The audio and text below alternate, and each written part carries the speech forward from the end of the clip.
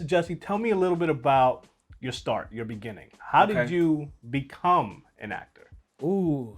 I eased my way in. My sister was in the industry before I was, and she was doing commercials and things like that. And I kind of saw that and I wanted to do it. This is when I was really young. I didn't really know what I was getting into. At what age? What's really young?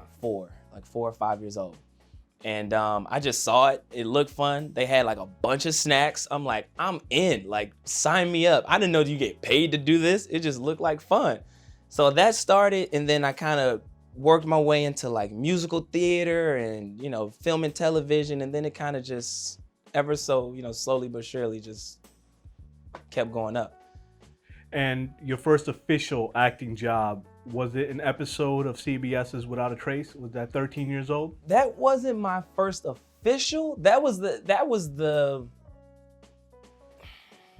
was milestones in my, throughout my career that made me see acting in different ways. That was one of them. Why was this a milestone? That was a milestone because it was the first time I ever cried on cue. I didn't think I could do it until the audition for that, actually. Like, the director was working with me a lot more than any other director had ever done before. And he was kind of just, I don't know, like his perspective changed mine. You know what I'm saying? I went from, oh, this is fun, yay, like, do this thing, ha ha ha, whatever, like, I don't really care. And then after that, I was like, this is this is challenging. Like, this could really be something. And then I realized that I liked it. You know what I'm saying? It wasn't just something I was doing just cause. I was doing it because I actually liked it. And when was the first time you officially acted? It was much younger than that. Much younger. Honestly, I didn't take anything that I'd done seriously as an actor until I got to Shakespeare. Like, when I started doing Shakespeare, then you in there now. 'Cause now you're no longer being yourself. You know what I'm saying? That was the first time that I was ever playing someone other than myself. I wasn't just being my normal personality or whatever. I wasn't just like doing a modeling thing or a commercial or whatever. When I got to Shakespeare, even having done musical theater before Shakespeare, when I got to Shakespeare, it was like, all right, I'm putting on this costume, I'm picking up this accent, like, this is something else. Would you say in the last 15 years or so, have you seen a change in Hollywood's effort to be more diverse and more inclusive? This is when it gets good. Here's the interesting thing about what I feel about Hollywood is I feel like it follows trends unwillingly. I would love to say that I can go around and feel an effort change, but I don't think that that's what it is. I think it's an appreciation change. I think that now you see so many diverse quality projects that, like, Hollywood has no choice but to include these like creators and these ideas into what is the normal, you know what I'm saying, or like the most frequent thing that you see.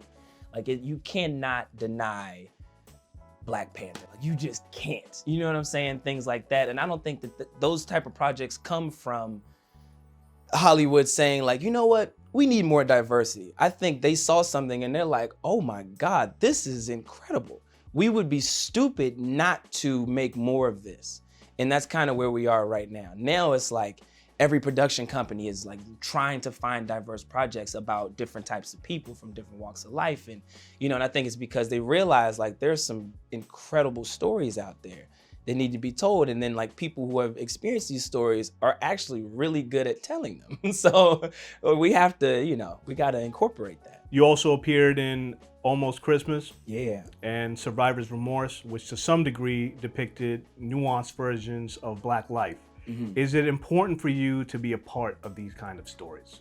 Yeah, absolutely. I mean, it's who I am. You know what I mean? It's what I grew up with, what I'm familiar with, is what I know.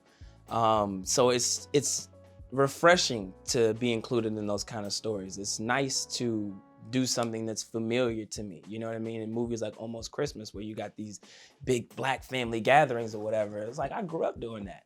You know what I mean? Everybody goes home to like grandma's house for Christmas is something that That was me. That was my family, you know, and it's nice to see that shown in such a positive light and how great everything was. And it ain't always about the drama, like how the family surpasses this and that. And you know what I mean? And then Survivor's Remorse having played, you know, this Black superstar who is still able to keep a level head and, you know, respect his family and things like that. And those type of things are important to show. Have you found yourself getting scripts or maybe, you know, a request to audition and you'll see that, hey, they're portraying people of color, Black folks in a light that you're not too comfortable with? Have you turned down those opportunities? Yeah, a few times. I don't have to be specific, Sure. but There's still a thing in Hollywood where they do that. Well, to me, it just depends on what story they're trying to tell, because, you know, there's two sides to everything. But sometimes you'll read a script and you'll say like, I feel like there's a better, more respectable way of getting this story told. And like, if you guys are really strict on like how you want to tell it, then like, I'd rather not be a part. Can you share some light on this upcoming series you're a part of titled The Boys? Yeah. What's the show about and what is your role in it? The Boys is based on a comic book series also titled The Boys. And, you know, it's a full, real comic book series a lot of people know about, but a lot of people don't as well. And it's kind of a dark take on a superhero universe. So anytime I tell someone like, you know, I'm doing a superhero show and they go, oh, I say, yeah, whatever that thought was is not what The Boys is. Not at all. Like The Boys is wild, it's crazy. It's a twist in a way where like they took superheroes and vigilantes and then had them like cross sides a little bit, where like they both teeter the line, so you don't really know who the bad guys are and who the good guys are, like all season. You know what I'm saying? My character's name is A-Train. He's a superhero. He's one of like the top 7 superheroes in the world. They always have like the fastest, strongest, whatever.